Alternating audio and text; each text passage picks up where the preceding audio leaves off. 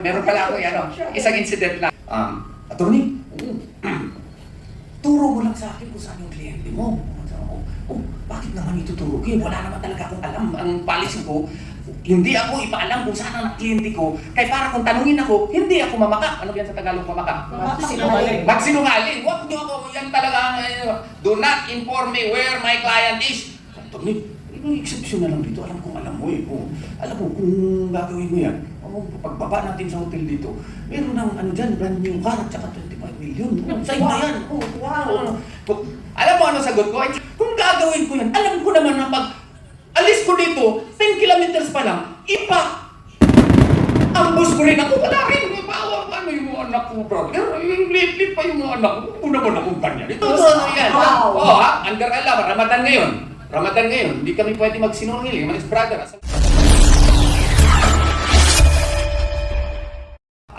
Rule of law noon sa trial ng mga panahon na nakaraan na. Oo.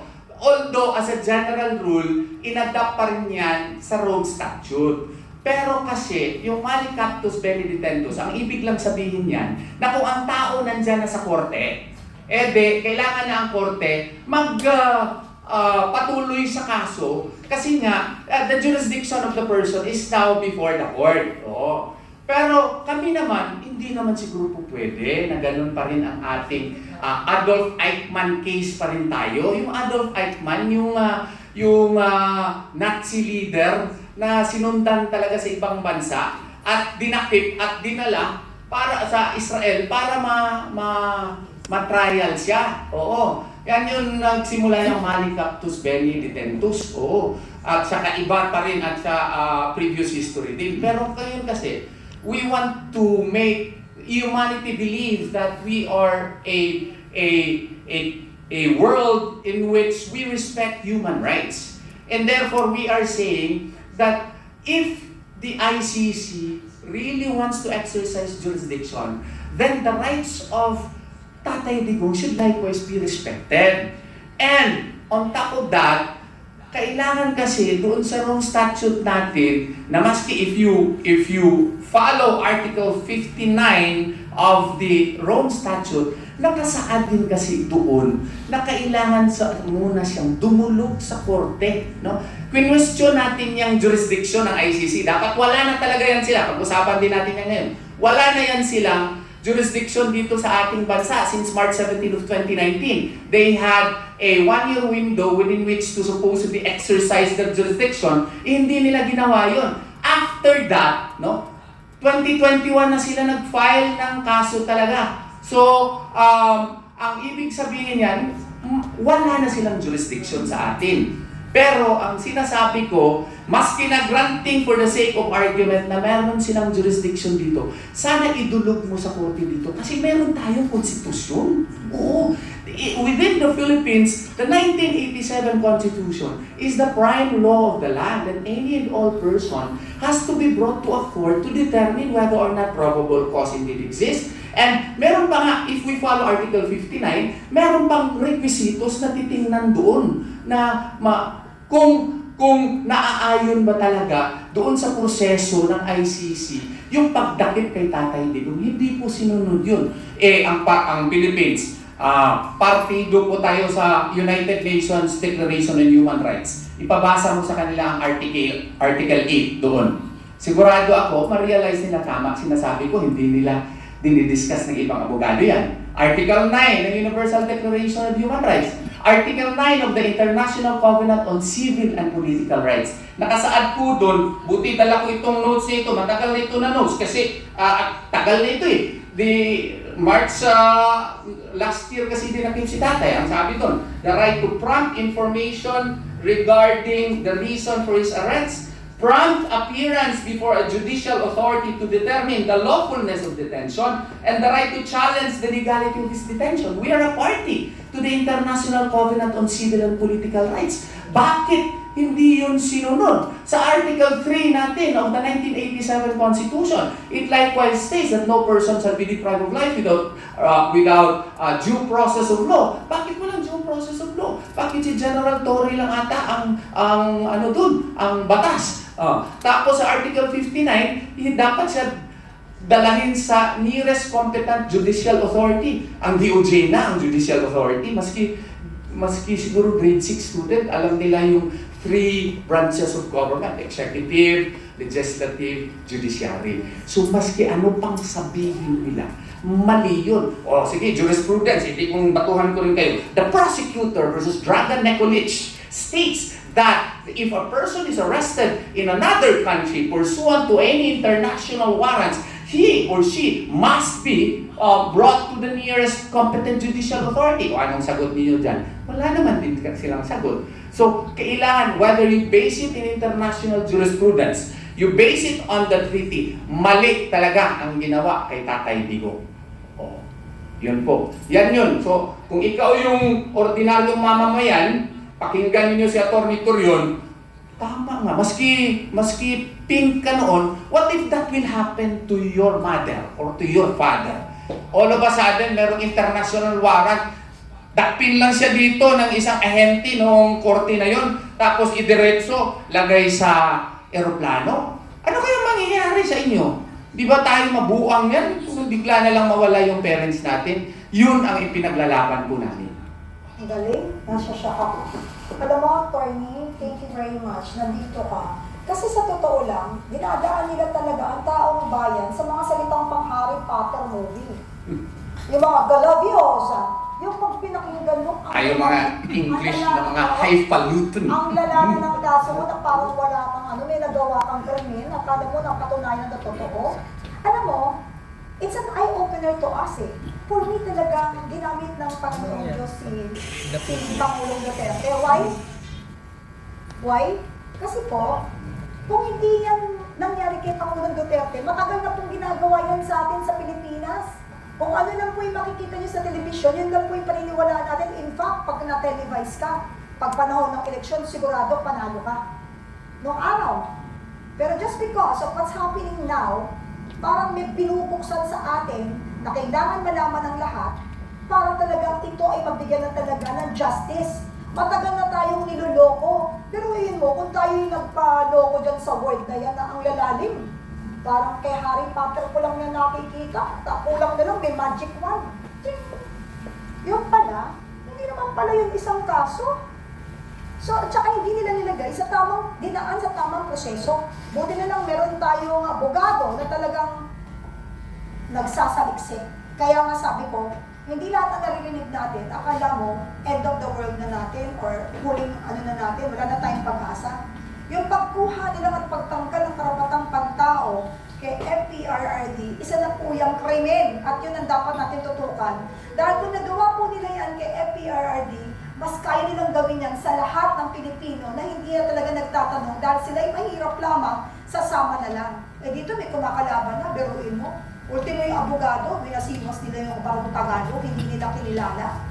At may sakit pa. Wala silang kinikilala dahil ganun katatag ang paniniwalaan nila that money is everything. No, nakalimutan nila may Diyos. Ayan, unti-unting lumalabas ang katotohanan at huwag tayong magbulag-bulagan. Take advantage that we have this social media na gagamitin natin kahit pinakamahirap na tao, pwedeng malaman ang katotohanan. Wala akong bayang magtanong. Attorney, salamat po talaga. Moving forward, attorney, dito naman tayo sa proteksyon ng ating constitutional rights. Importante ito. Attorney Torion, from your experience as a litigator, what constitutional rights do you believe Filipinos most need to better understand and actively protect? Well, it's all enshrined already in the Article 3 of the 1987 Constitution. No? It's a listing of rights. The creation of a Bill of Rights is as old as England, no? America copied the same, and we copied from the Americans. It was a necessity, kaya nga amendments yan doon sa US Constitution kasi it has to recognize, kasi the panoply of powers of the state are so grand, it's so expansive that they can encroach into the lives of ordinary Filipinos. So the first thinkers of Americans in the past were saw to it that there should be a listing of rights, amendments to the 1987 Constitution, so that these rights can be recognized. And when we copy the same, we copied it via a Bill of Rights. But it's not a limitation only of the rights that we can invoke. There are laws likewise that were crafted in order to protect more of our rights that are related to but not necessarily expressed in the 1987 Constitution. So, nandiyan na yung ating mga, mga rights natin sa 1987 Constitution, such as right to unreasonable searches and seizures, no? Right to freedom from arbitrary arrest, no? That before you can be arrested, dapat may due process of law talaga, may probable cause. Lahat yan nakasaad po sa ating 1987 Constitution. But with the advent of technologies, no? Kaya nga sana nandyan yung Kongreso natin kasi with the advent of yung mga text messages, yung mga cyber crimes, dapat meron ding mga batas natin na nakasaad dyan ngayon. So kaya we craft more laws through Congress. Yun sana ang atensyon na dapat pagtuunan ng ating Kongreso, hindi yung mga malete-maleta na nangyayari sa atin ngayon, no? With respect to our country today, ang mga urgent talaga na mga rights na kailangan protektahan ay napakarami. Napakarami po. Kaya nga, inaanyayahan natin yung ating mamamayan na palaging basahin yung ating konstitusyon para alam nila po paano nila maprotektahan ang kanilang mga karapatan na nakasaad na sa ating saligang batas at sa mga batas po na nagagawa na. Ano ko lang, dun sa nasabi ni Atty. Torion, na pakiusap niya sa mga kapwa Pilipino natin, basahin ang saligang batas, lalong-lalo na yung Article 3 on the Bill of Rights. Yes. Ano ibig sabihin? Dito ho kasi nakapaloob lahat ng karapatan ng bawat Pilipino. Intindihin niyo po yung mabuti at sabi nga ni Kapeli, libre magtanong pag hindi niyo naintindihan. Kaya lang, may kasabihan kasi, di ba? Ignorance of the law excuses no one, no? From compliance thereof. Ibig sabihin, kung hindi niyo alam ang karapatan ninyo, kasalanan niyo yon. Kasi libre naman po yan na malaman ninyo. Marami kayong pwedeng pagtanungan, kaya pangalagaan niyo mabuti ang inyong karapatan kasi diyan ho nakasalalay ang buhay ninyo, lalong-lalo na po ang inyong kalayaan. Galing. Attorney, hihingi po sana kami ng isang bagay na alam kong makatutulong lalo na sa mga young Filipinos who want to enter public interest. Yung mga kabataan na gustong pasukin yung public interest law or litigation, ano pong advice would you give about maintaining integrity, yung courage and professionalism in difficult cases, sir? I'm speaking to the youth, no, of our country. I'm a law dean and I am an educator for 27, 28 years already. No? Maybe my focus is much on law, but I have to address the youth to fully realize your potentials. How? You can fully realize your potentials first by believing that there is Allah subhanahu wa ta'ala, the creator of the universe, and that He said that anything is possible in this world. Yeah, I am from the Bundoks. I am from Bansalan, Davao del Sur. And my parents are public school teachers. We come from the Bundoks. But then again, I strove hard so that my horizon can be widened. If this can happen to me, this can happen to you and even more. So with that, you start with that you can be anything you dream to be under Allah subhanahu wa ta'ala, then all your dreams are possible.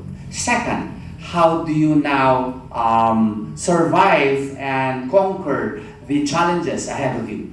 Well, make it with a lot of prayers and lot of work, because also Allah subhanahu wa ta'ala said, I will guide you, but you should likewise do your part. So study, study, study, study. You are so engrossed with social media now, I notice. Even I have been infected by your addiction already. But then again, be also analytical. Choose the apps that you would like to know. There are the Ayah Path if you want to be involved in more religious matters about the Quran, no? Or you may want to know more about the law, then choose the apps that you like so that you can be more educated in those aspects. Now, the main question of Ma'am, our moderator, is how can we guide them?